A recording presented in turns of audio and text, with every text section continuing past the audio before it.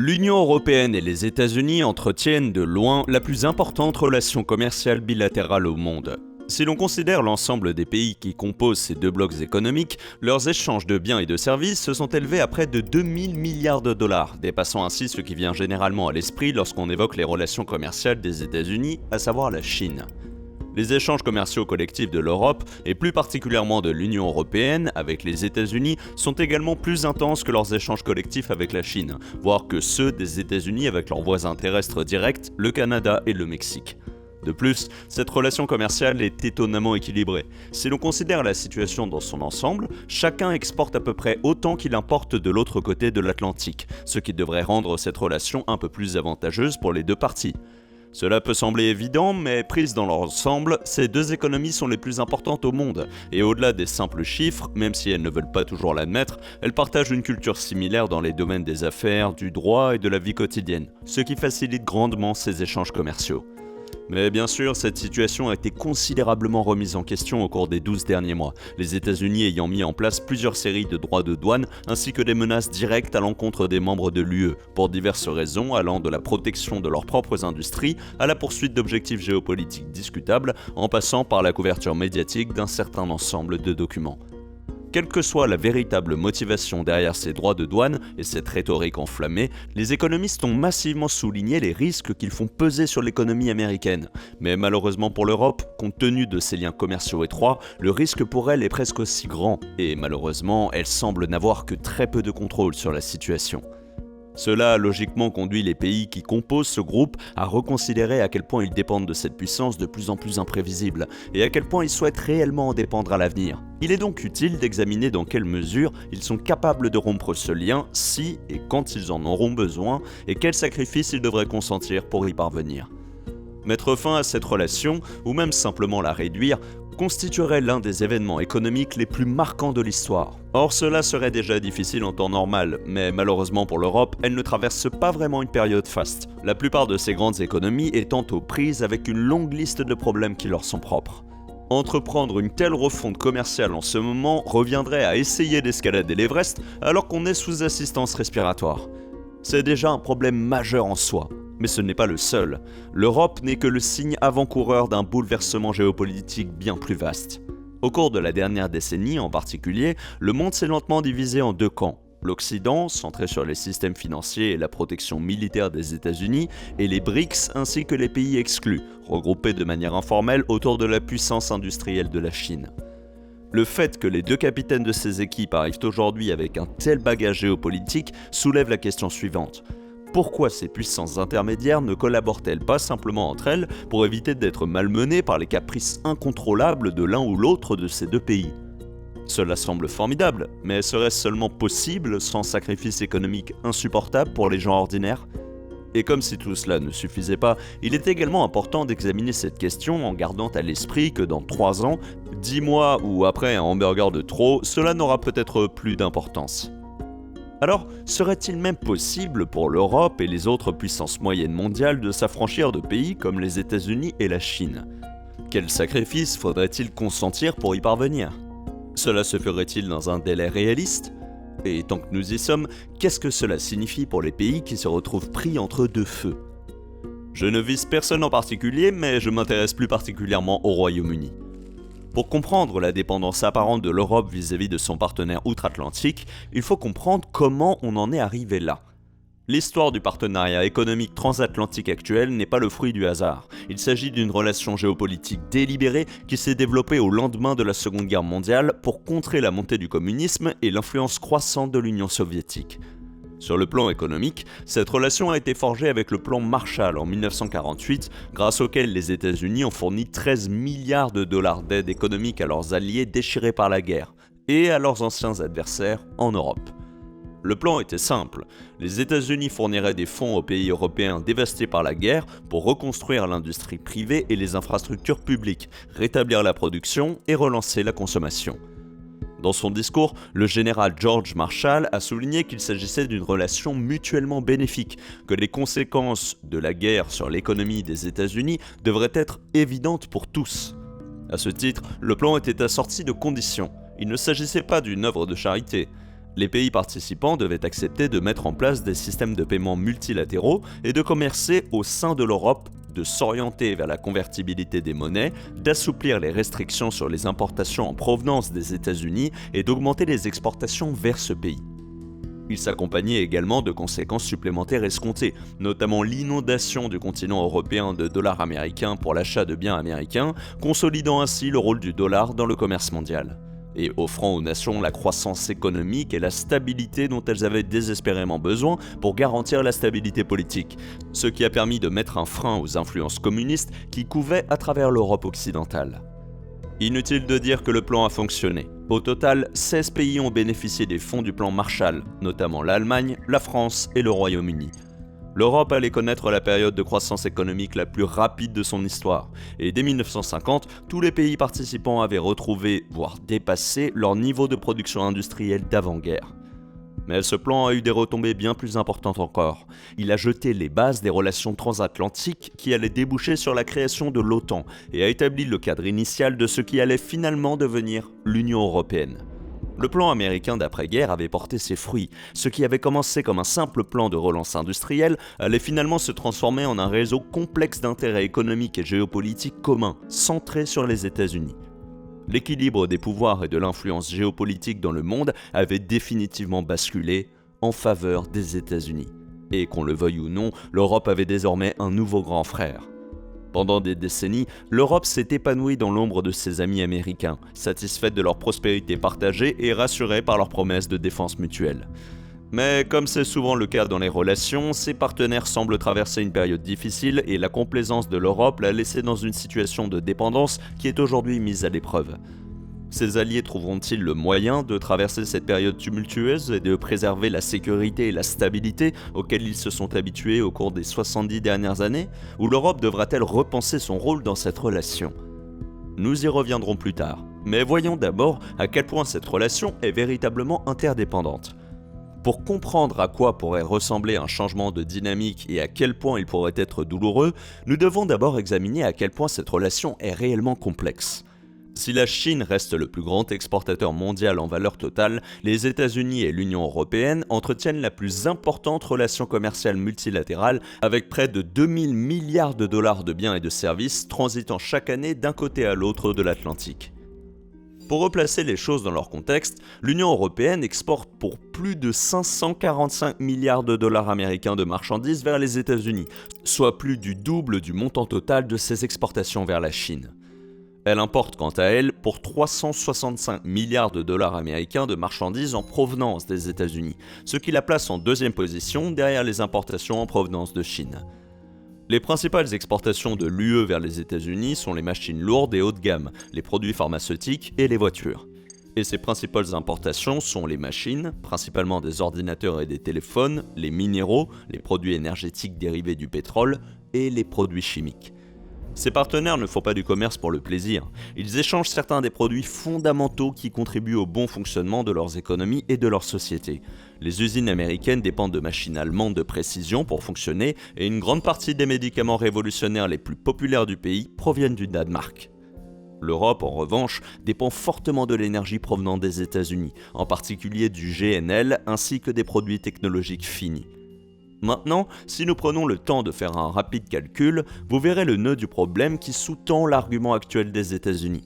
Ils enregistrent un déficit commercial massif avec l'Union européenne.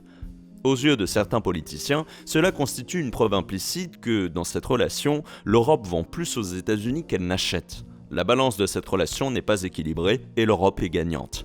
Mais les apparences sont parfois trompeuses.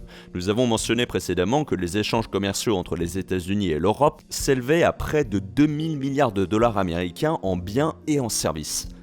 Mais les plus gros titres sur le déficit commercial ne semblent mettre en avant que la valeur des biens physiques échangés entre les continents, ces produits qui traversent l'Atlantique dans des porte-conteneurs bondés. Sur ce point, les responsables politiques n'ont pas tort. Il existe bel et bien un déficit.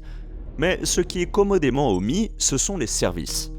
Sans surprise, les États-Unis sont l'un des plus grands fournisseurs de services au monde. Ils abritent la Silicon Valley et les plus grandes entreprises technologiques du monde, Alphabet, Microsoft et Meta, ainsi que Wall Street et les géants de la finance que sont JP Morgan, Goldman Sachs et la Bourse de New York.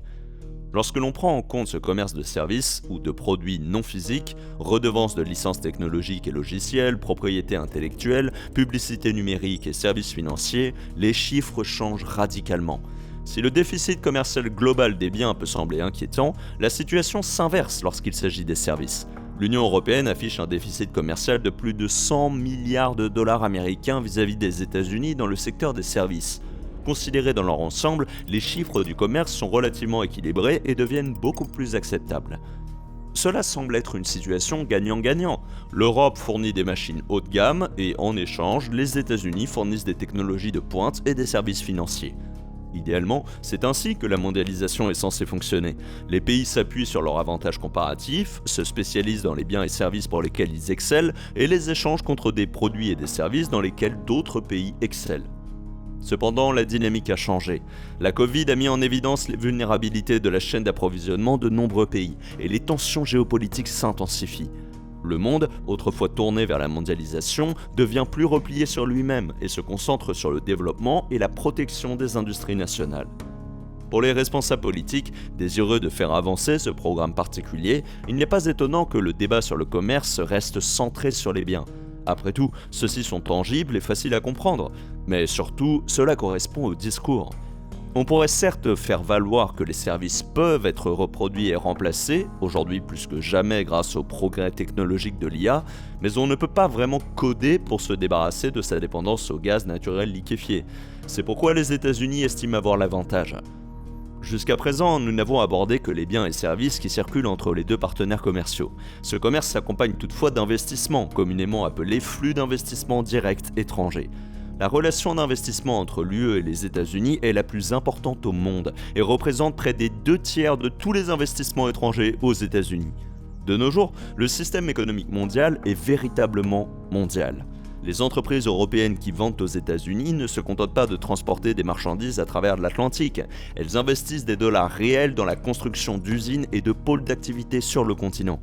Plus de 3 millions d'emplois américains sont directement soutenus par les investissements de l'UE. Et cette relation fonctionne dans les deux sens. L'Europe reste la destination privilégiée des flux d'investissement américains, malgré le discours selon lequel l'argent afflue vers des pays à faible coût, tels que le Brésil, l'Inde et la Chine.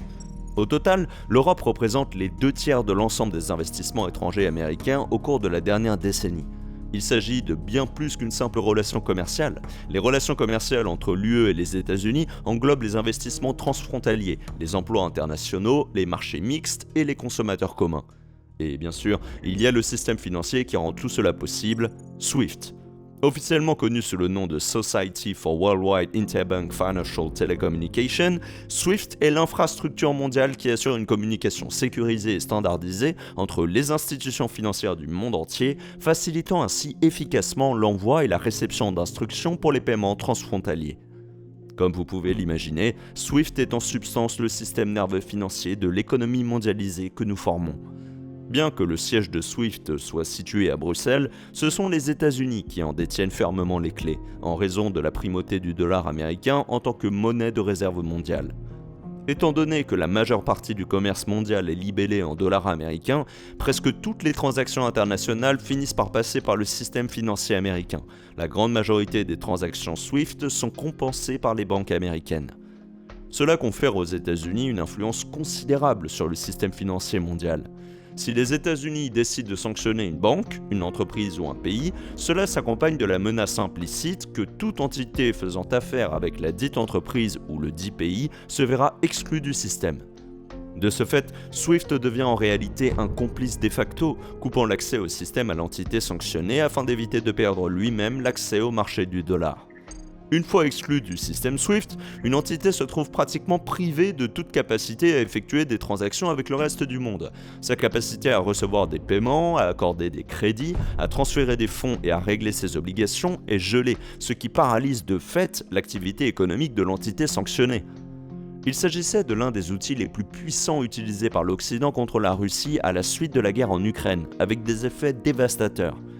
Comme vous pouvez le deviner, dans le contexte actuel, les implications de l'influence américaine et de la dépendance de l'UE vis-à-vis de SWIFT sont profondes.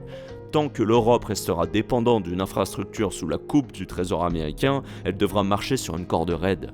Le commerce est de plus en plus utilisé comme une arme sur la scène géopolitique, et les États-Unis font valoir leur influence. Mais de quel pouvoir de négociation l'UE peut-elle disposer face aux pays qui contrôlent son accès au commerce international ? Pour atteindre une véritable indépendance, l'UE devra envisager de créer une infrastructure financière qui ne nécessite pas l'accord de Washington à chaque fois que des euros quittent le continent. Elle ne serait pas la première. Le BRICS Pay est en quelque sorte la tentative des pays du BRICS de se doter de leur propre système de paiement transfrontalier. La Chine dispose du CIPS et la Russie a développé sa propre version, le SPFS. Toutes ces initiatives émanent de pays non occidentaux qui cherchent à se protéger des caprices des États-Unis. Pour replacer les choses dans leur contexte, le SPFS russe collabore avec 124 institutions financières réparties dans 24 pays. SWIFT relie plus de 11 000 banques à travers le monde, et la coordination des échanges intercontinentaux n'est pas une mince affaire. Développer une version européenne de SWIFT n'est pas une mince affaire, c'est un objectif ambitieux, mais cela risque aussi de s'attirer les foudres des États-Unis, aggravant ainsi une situation déjà précaire. Qui sait, peut-être que les progrès en matière de crypto-monnaie et de blockchain finiront par ouvrir des voies alternatives pour le commerce international qui atténueront la dépendance mondiale vis-à-vis de SWIFT, y compris celle de l'Europe. Seul l'avenir nous le dira. Pour l'instant, cela reste l'atout proverbial que les États-Unis gardent dans leur manche. Plus consciente que jamais de sa dépendance vis-à-vis des États-Unis et de son manque apparent de moyens de pression, l'UE n'est pas restée les bras croisés. Elle a passé l'année dernière à tenter de se diversifier. En janvier, l'UE et les principales économies d'Amérique latine ont signé l'accord UE-Mercosur, ouvrant la voie au libre-échange entre les 27 États membres de l'UE, l'Argentine, le Brésil, le Paraguay et l'Uruguay. Après 25 ans de négociations, l'UE a enfin apposé sa signature, sans doute d'autant plus volontiers que le fardeau de ses nouveaux partenaires protectionnistes américains s'alourdit avec l'augmentation des droits de douane et la menace de nouvelles mesures. Cet accord crée une nouvelle zone de libre-échange entre deux des plus grands blocs commerciaux du monde, regroupant plus de 700 millions de personnes et représentant un marché de plus de 111 milliards d'euros. Les États-Unis et la Chine en sont notamment exclus, et l'Europe n'est pas la seule puissance intermédiaire à tenter de trouver sa place dans ce nouveau monde. De l'autre côté du Pacifique, ainsi qu'au Royaume-Uni, existe l'accord global et progressif de partenariat transpacifique, AGPTP, ou CPTPP, un bloc de libre-échange de 12 nations comprenant le Japon, l'Australie, le Canada et le Royaume-Uni. Ensemble, ces nations représentent la 4e plus grande zone de libre-échange au monde, qui représente 14,4% du PIB mondial et 7,7% de la population mondiale. Alors que les principaux acteurs du commerce mondial se replient sur eux-mêmes, l'intérêt pour ces blocs de puissance intermédiaire ne cesse de croître. Selon certaines informations, l'UE serait, en 2026, disposée à explorer la possibilité d'une alliance économique avec le CPTPP, et le Canada s'est montré tout à fait ouvert à l'idée de contribuer à sa concrétisation. En cas de succès, près de 40 nations et plus d'1,5 milliard de personnes se retrouveraient réunies au sein d'un seul accord de libre-échange, hors de toute influence américaine et chinoise. Alors, imaginons que l'Europe décide qu'il est temps de regagner une certaine indépendance et de se montrer plus forte par elle-même, qu'elle s'éloigne des États-Unis et tente de se rapprocher de ces nouvelles alliances latino-américaines et pacifiques. Qui serait le plus durement touché ? N'oubliez pas que lorsque nous parlons de l'Union européenne, nous parlons en réalité de 27 États membres indépendants. Et même si une rupture serait sans aucun doute douloureuse pour tous, la part du commerce et de la production économique sur le continent n'est pas répartie de manière égale, et le fardeau ne le serait pas non plus. La réponse courte est l'Allemagne. Bien qu'elle occupe fermement sa place de centre économique de l'Europe, sa position dans cette séparation hypothétique serait précaire. En effet, l'Allemagne est le 3e exportateur mondial, derrière la Chine et les États-Unis. Cela ne concerne pas uniquement ses relations avec les États-Unis. L'économie allemande est fortement dépendante des exportations, près de 50% de ses produits manufacturés étant destinés à l'étranger. Elle se trouve également être le premier exportateur vers les États-Unis, une position délicate si les relations venaient à se détériorer. Au total, l'Allemagne exporte chaque année plus de 180 milliards de dollars de marchandises vers les États-Unis, soit plus de 10% de son commerce total, et en importe la moitié en retour. Ainsi, son économie dépend beaucoup plus des États-Unis que l'inverse. Le système économique allemand aggrave le problème. Réputé pour son Mittelstand, le pilier de l'industrie allemande est constitué d'un ensemble de petites et moyennes entreprises qui dominent l'industrie mondiale du pays. Il s'agit d'entreprises hautement spécialisées, souvent axées sur un seul produit de niche comme les machines de précision haut de gamme. Or, ces machines haut de gamme constituent justement la principale exportation vers, vous l'avez deviné, les États-Unis, suivis de près par les voitures. L'industrie manufacturière spécialisée de l'Allemagne est sa plus grande force, représentant près de 20% de son PIB. Mais en cas de guerre commerciale potentielle ou de séparation soudaine, elle pourrait s'avérer être l'une de ses plus grandes vulnérabilités. Le Mittelstand allemand fonctionne si bien grâce à son accès aux marchés mondiaux, et en particulier aux clients américains. La fermeture de ces portes entraînerait du chômage, une chute drastique du PIB et une course effrénée pour trouver de nouveaux partenaires commerciaux, sans parler d'une pénurie soudaine d'énergie et de produits pharmaceutiques haut de gamme dont l'approvisionnement en provenance des États-Unis est essentiel. Bien qu'elle soit la plus exposée, l'Allemagne n'est pas seule. Les États-Unis et l'Irlande entretiennent depuis longtemps des liens sociaux et économiques. Près d'un citoyen américain sur 10 est d'origine irlandaise. En effet, la ville de Boston, dans le Massachusetts, est considérée comme la ville la plus irlandaise au monde, hors d'Irlande. Mais la relation entre les deux pays ne se limite pas à leur héritage commun. Les deux nations entretiennent depuis longtemps un partenariat économique solide. Les États-Unis sont de loin le premier partenaire commercial de l'Irlande, représentant près d'un tiers de l'ensemble des exportations irlandaises. Si l'on tient compte des services, près de 40% des importations irlandaises proviennent d'Amérique. Grâce à ses politiques favorables aux entreprises, à son faible taux d'imposition des sociétés, à une main-d'œuvre anglophone et à son accès à l'Union européenne, l'Irlande est devenue le point d'ancrage économique des États-Unis sur le continent. C'est ainsi qu'une grande partie des industries pharmaceutiques et technologiques américaines entament leur expansion européenne depuis les îles irlandaises. Grâce à cette dynamique unique, les États-Unis sont la première source d'investissement étranger en Irlande et un moteur essentiel de son économie. Mais l'Irlande n'est pas en reste dans cette relation et constitue elle-même la 5e source d'investissement étranger aux États-Unis. 781 entreprises irlandaises sont implantées aux États-Unis et emploient plus de 200 000 Américains dans l'ensemble des 50 États. En ce qui concerne les investissements américains, près de 1000 entreprises américaines sont implantées en Irlande, employant directement 245 000 personnes et indirectement 169 000 autres. Si le nombre d'entreprises et d'employés que chaque nation soutient dans l'économie de l'autre est relativement équivalent, l'impact économique ne l'est pas. Pour mettre les choses en perspective, la population des États-Unis dépasse les 340 millions d'habitants, tandis que celle de l'Irlande avoisine les 5,5 millions, soit nettement moins que la population de la ville de New York. Au total, les investissements américains en Irlande représentent près de 15% de la main-d'œuvre totale. Mais la situation est plus complexe que cela. La majorité des importations irlandaises en provenance des États-Unis sont des biens et services intermédiaires, notamment des services liés à la propriété intellectuelle et à la R&D, qui permettent la production de produits finis tels que des médicaments haut de gamme. Ceux-ci sont principalement destinés à l'exportation vers d'autres pays, y compris vers les États-Unis. Cela signifie que de nombreux Irlandais employés par des entreprises américaines travaillent dans les secteurs haut de gamme de l'industrie pharmaceutique et des technologies, et qu'ils comptent ainsi parmi les citoyens les mieux rémunérés du pays. Si l'économie et les exportations de l'Irlande semblent solides sur le papier, elles ne sont en grande partie qu'un simple relais pour les multinationales américaines, masquant ainsi la véritable dépendance du pays vis-à-vis de ses relations avec les États-Unis. Bien que sa situation soit précaire dans le scénario que nous examinons, l'Irlande tire néanmoins profit de son rôle. Cela se traduit par des emplois, des salaires plus élevés et par conséquent une assiette fiscale plus large, provenant des salariés mais surtout des entreprises. Chaque année, une part importante des bénéfices des entreprises américaines est enregistrée en Irlande, représentant une part importante et croissante des recettes fiscales provenant des entreprises irlandaises. Bien que cela soit avantageux dans le cadre de l'accord actuel, la dépendance vis-à-vis des multinationales américaines pour financer les obligations budgétaires pose un réel défi pour le pays si la dynamique des relations venait à se détériorer. Une rupture avec les États-Unis entraînerait une forte hausse du chômage et un basculement soudain et radical de l'excédent budgétaire vers un déficit. L'économie irlandaise devrait subir des changements structurels pour pouvoir rebondir. Ce n'est pas une mince affaire, et cela ne s'arrête pas là. Si l'Allemagne et l'Irlande en sont deux exemples marquants, les répercussions d'une rupture ou d'une guerre commerciale avec les États-Unis se feraient sentir sur l'ensemble du continent. Le problème, c'est qu'à l'heure actuelle, l'Europe a davantage besoin des États-Unis que les États-Unis n'ont besoin de l'Europe. Les États-Unis représentent plus d'un quart des importations de gaz de l'UE, un problème exacerbé par l'interdiction des importations russes. Mais l'Europe apprend à ses dépens que le fait de dépendre d'un seul pays pour ses échanges commerciaux a un coût. Et les États-Unis restent le plus grand marché de consommation avancé au monde. C'est là le cœur de l'argumentation de l'administration américaine actuelle.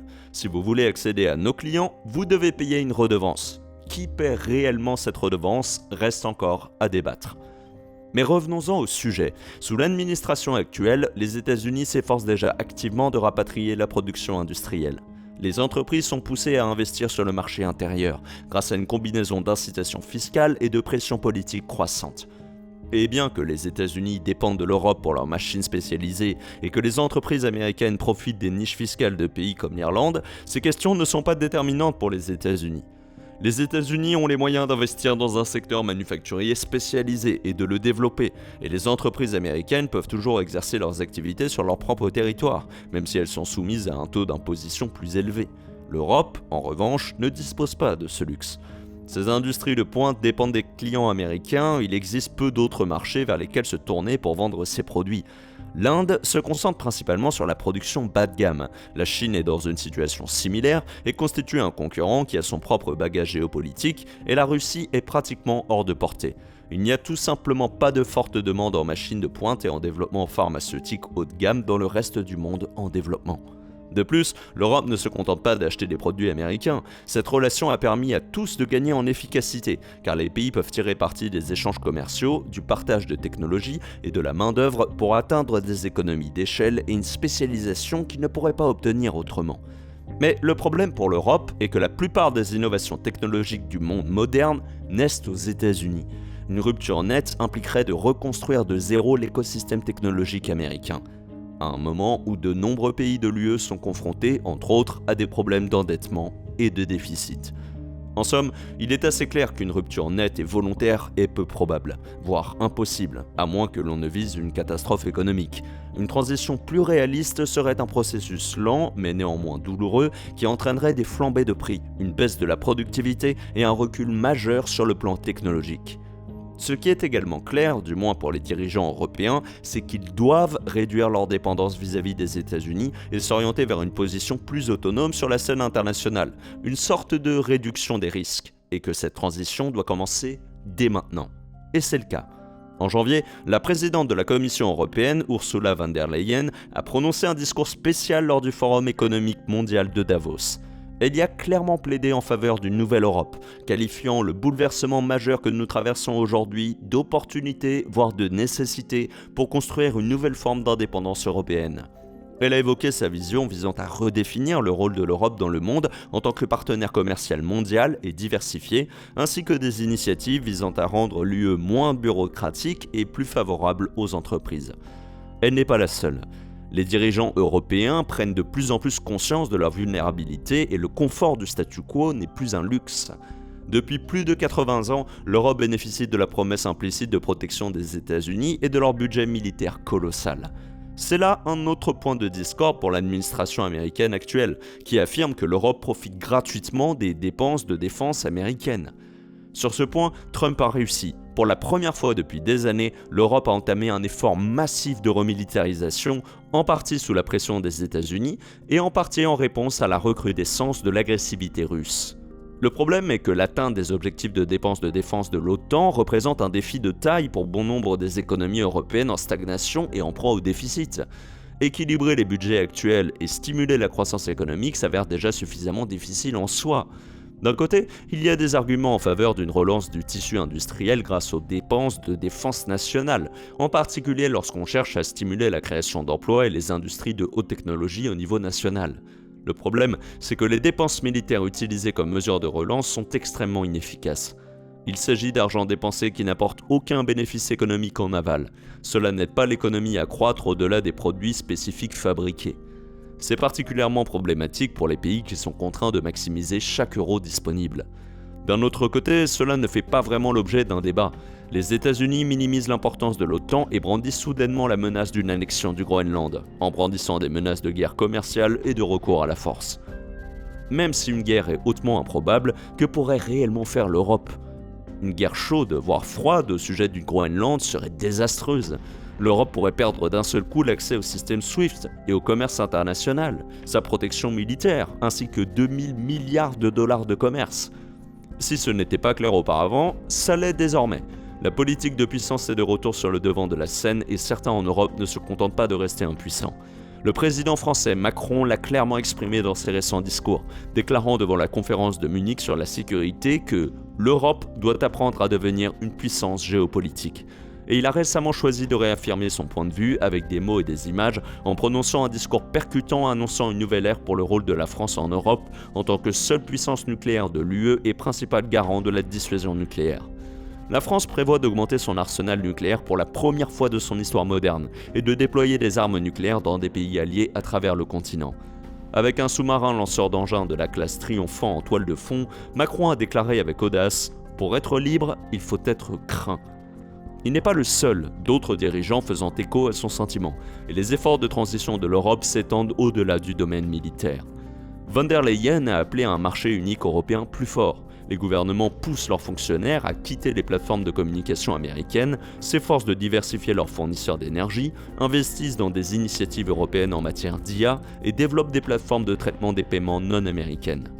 Le lent changement a officiellement commencé. Les temps ont changé et l'Europe choisit délibérément de se renforcer en tant que bloc, d'affirmer son pouvoir et de revendiquer sa place à la table des négociations. Elle refuse d'être reclassée au rang de puissance moyenne dans cet ordre mondial en pleine mutation. Après tout, elle a pu observer de près ce que cela implique lorsque cela se produit. Le Royaume-Uni, qui était autrefois son partenaire, a quitté l'Union européenne en 2020, fort de sa nouvelle capacité à négocier ses propres accords commerciaux, juste au moment où le monde commençait à se replier sur lui-même. Quel timing! Au-delà des répercussions économiques directes de sa sortie de l'UE, le Royaume-Uni a en substance quitté l'équipe pour faire cavalier seul, dans un jeu de pouvoir qui favorise la négociation collective. Alors que l'UE dispose du poids collectif de ses États membres pour contrer les droits de douane américains, le Royaume-Uni doit négocier en tête-à-tête. Et les cartes ne sont pas en sa faveur. Il ne fait aucun doute qui est le partenaire junior dans la relation entre le Royaume-Uni et les États-Unis. Il a certes rejoint l'accord commercial CPTPP basé dans le Pacifique, mais cela s'avère être plus symbolique qu'autre chose. Le Royaume-Uni se retrouve seul sur une île dans un monde où les blocs de pouvoir se consolident, et il commence à le regretter. Le public et les politiciens britanniques regrettent l'UE et s'efforcent de redémarrer la relation, mais les débuts sont difficiles. La Grande-Bretagne sera-t-elle la première victime de ce nouvel ordre mondial ou trouvera-t-elle le moyen d'aller de l'avant de manière indépendante ou avec de nouveaux ou d'anciens partenaires ? Seul le temps le dira. En parlant de temps, une grande partie de ce qui se passe actuellement est le résultat de l'administration américaine en place. Tout cela aura-t-il encore de l'importance dans 3 ans ? En tant qu'économistes, nous aimons prétendre que nous sommes supérieurs à la politique, mais inévitablement l'un influence l'autre et dans ce cas précis, il est assez clair que la politique a modifié cette relation économique. La période actuelle marquée par les guerres commerciales, les droits de douane et les menaces ne correspond pas aux souhaits de la plupart des Américains. Il s'agit d'une prérogative du président Trump et de son cabinet, et son parti étant au pouvoir, cette prérogative n'a rencontré que peu de résistance politique effective, pour l'instant. Il semble de plus en plus probable que l'administration perde beaucoup de pouvoir lors des prochaines élections de mi-mandat de 2026, alors que les électeurs sont confrontés aux droits de douane, au coût de la vie et à la guerre en Iran. Mais rien n'est vraiment sûr. S'il y a bien quelqu'un capable de défier les sondages, c'est Donald Trump. Cependant, le système politique américain fonctionne souvent comme un pendule, oscillant de manière réactionnaire d'un pôle politique à l'autre à quelques années d'intervalle. Après tout, un président ne peut exercer que 2 mandats, n'est-ce pas ? Les mesures audacieuses visant à s'affranchir de l'UE, la remilitarisation, la diversification énergétique, le développement d'une technologie et d'une infrastructure de paiement locale, ainsi que le nouvel accord de libre-échange avec le Mercosur, mettront probablement des années à porter leurs fruits. Et la réalité est qu'au moment où ces efforts porteront leurs fruits, les États-Unis auront, dans l'idéal, une nouvelle administration et pourraient très bien vouloir redevenir les meilleurs amis du monde. Mais les dés sont jetés et l'Europe a eu un aperçu de ce que pourraient être ses pires cauchemars. Dans un monde où les tensions géopolitiques s'intensifient, l'Europe ne peut plus et ne devrait plus partir du principe que les États-Unis seront toujours là pour elle. Espérons que les relations s'amélioreront, mais quoi qu'il en soit, si l'Europe parvient à s'imposer comme un bloc plus indépendant et à assumer son rôle de puissance mondiale, elle sera en mesure d'aborder ses relations en tant que partenaire à part entière, et non plus comme un partenaire subalterne. Pour les puissances moyennes actuellement prises dans ce paysage mondial en mutation, la leçon est claire. Le statu quo n'est plus garanti et la dépendance est devenue un handicap. Merci d'avoir regardé la vidéo jusqu'au bout. Ciao!